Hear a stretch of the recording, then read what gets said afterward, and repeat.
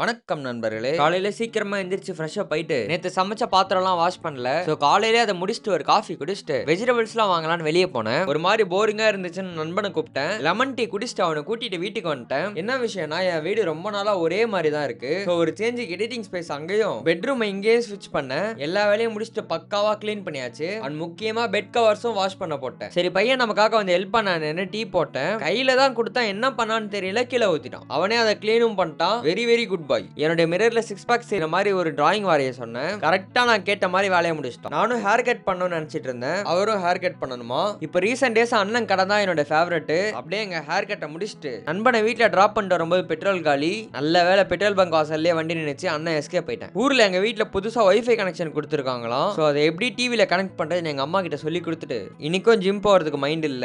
நான் 10th படிக்கும் போது எங்க அண்ணன் இந்த ஜிம் எக்யூப்மெண்ட்ஸ் எல்லாம் வாங்கினா அதை நான் சைஸா ஹைஜாக் பண்ணிட்டேன். எங்க அண்ணனுக்கு ஒரு நன்றி. அண்ட் ஜிம்ல ஒரு சில ஒர்க் அவுட்லாம் பண்றப்ப ஃபார்ம் சரியா வராது. இங்க என் வீடு என்ன யாரு கேப்பா. நீங்க வீட்டுல பண்ணும்போது உடனே யூடியூப்ல வீடியோஸ் பார்த்துட்டு மிஸ்டேக்கை சரி பண்ண முடிஞ்சது. நான் இந்த ஒர்க் அவுட்லாம் ஜிம்ல எத்தனை நாள் பண்ண நினைச்சிட்டு இருந்திருக்கேன். ஆனா பண்ணது இல்ல. ஒர்க் அவுட் முடிச்சிட்டு டின்னர் சாப்பிட்டு தூங்க போயிட்டேன். Okay bye.